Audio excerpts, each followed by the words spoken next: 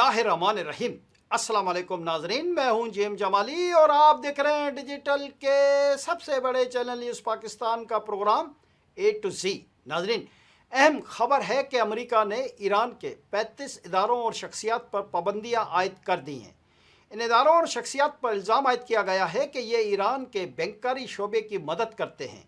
अमरीकी महकमा ख़जाना के मुताबिक इन इदारों और शख्सियात ने अरबों डॉलर का तेल पार कराने में मदद दी। अमेरिका ने धमकी दी है कि वो ईरान के उन बैंकों पर पाबंदियां आयद कर देगा जो उन चीनी रिफाइनरीज के साथ काम कर रही हैं जो अपने बहरी जहाज़ आबनाए हुर्मुज़ से निकलवाने के लिए टूल अदा कर रही हैं। अमेरिका में गैर कानूनी असासों के कंट्रोल के महकमे ने भी ईरानी हुकूमत को टूल अदा करने वाली कंपनियों को मुतनबा कर दिया है। ओफेक के मुताबिक चीनी सूबे शिंडोग में कई आज़ाद चीनी कंपनियां ईरानी तेल दरामद करती या उसे रिफाइन करती हैं। जी नाजरीन, इधर अमेरिकी सदर डोनाल्ड ट्रंप ने मुशीरों को हिदायत देते हुए कहा है कि ईरान के खिलाफ तवीलुल मुद्दती नाकाबंदी की तैयारी करें। अमेरिकी अखबार की रिपोर्ट में दावा किया गया है कि डोनाल्ड ट्रंप ने कहा है कि ईरान की मईशत और तेल की बरामदात पर दबाव जारी रखा जाए। उन्होंने कहा है कि ईरानी बंदरगाहों से आने जाने वाली शिपिंग को रोका जाए। बमबारी शुरू करना या तनाज़े से बाहर निकलना नाकाबंदी बरकरार रखने के मुकाबले में ज़्यादा ख़तरनाक है। वाज़ेह है कि गुज़िश्ता रोज़ अमरीकी नशरियाती इदारे CNN ने दावा किया था कि अमरीकी सदर डोनाल्ड ट्रंप ने इशारा दिया है कि मैं ईरान की जानिब से जंग के ख़ात्मे के लिए पेश की गई ताज़ा तजावीज़ कबूल करने के हक़ में नहीं हूँ। अमरीकी मीडिया के मुताबिक तेहरान ने एक ऐसा मनसूबा पेश किया जिसके तहत आबनाए हुर्मुज़ को दोबारा खोल दिया जाएगा, जबकि इसके जौहरी प्रोग्राम से मुतल्लिक मामला बातचीत के लिए छोड़ दिए जाएंगे। अलावा ये रिपोर्ट भी सामने आई थी कि ईरान पर मुसल्लत करदा जंग के 2 माह बाद LNG की पहली खेप आबनाए हुर्मुज़ अबूर करके खलीज फारस से बाहर निकल गई। अमरीकी खबर रसां इदारे ब्लूमबर्ग ने अपनी एक रिपोर्ट में जहाज़ों की नकलो हरकत के डेटा का हवाला देते हुए बताया था कि मुबारस नामी टैंकर भारत के जनूबी साहिल के करीब से गुजर रहा था। दरी असना आबनाए हुर्मुज़ की मुमकिना बंदिश के बायस ईरान को शदीद मुआशी दबाव का सामना है, जिसके बाद तेहरान रूस के साथ ताल्लुकात को मज़ीद मजबूत बनाने पर तवज्जो दे रहा है। हालिया दिनों में ईरानी वज़ीर ख़ारजा अब्बास इराक्ची ने सेनेट पीटर्सबर्ग में रूसी सदर व्लादिमीर पुतिन से मुलाकात की, जहां दोनों ममालिक ने बाहमी ताउन पर बातचीत की। अल जज़ीरा में शाया किए गए एक तज़किये में दावा किया गया है कि ईरान और रूस के दरमियान तजारत में इजाफा हुआ है। तजारत का ये हजम 2024 में तकरीबन 4.8 अरब डॉलर्स तक पहुंच गया था, लेकिन ये अब भी महदूद है। दोनों ममालिक ज़्यादातर एक जैसी मसनूआत बनाते हैं, जिससे तजारती इम्कानात महदूद रहते हैं। रूस और ईरान के दरमियान तजारत का बड़ा ज़रिया international north south transport corridor है, जो बहरे कैस्पियन के ज़रिए सामान की तरसील मुमकिन बनाता है।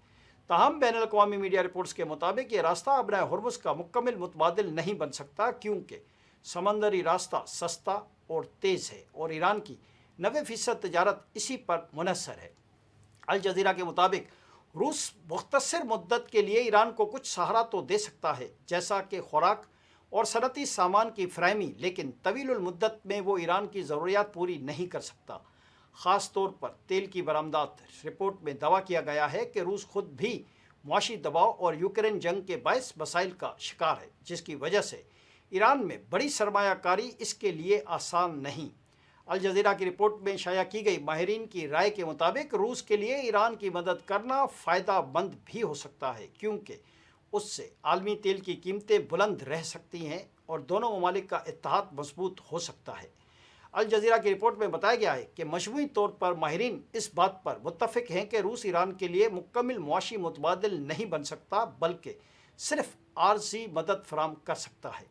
दूसरी जानिब ये खबर भी बहुत अहम है कि अमेरिका की जानिब से ईरानी जहाज़ों को कब्ज़े में लेने पर ईरान ने अक़वाम मुत्तहिदा से एहतजाज किया है।